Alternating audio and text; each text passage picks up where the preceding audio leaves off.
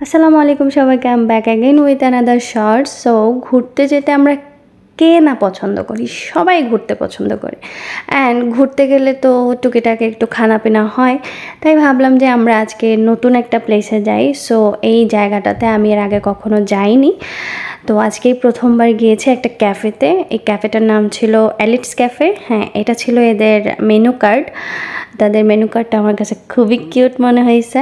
And এদের যে কি বলবো, ক্যাফের যে ভিউটা ভিতরে, এটা অনেক কিউট ছিল, খুব নিট অ্যান্ড ক্লিন, একদম সিম্পল ডেকোরেশন ছিল। এটা অনেক ভালো লাগছে আমার। অ্যান্ড এখানে আমার কাছে সবচেয়ে অ্যাট্রাকটিভ যেটা লাগছে এটা হচ্ছে এই বুকসগুলা আমার অনেক ভালো লাগছে।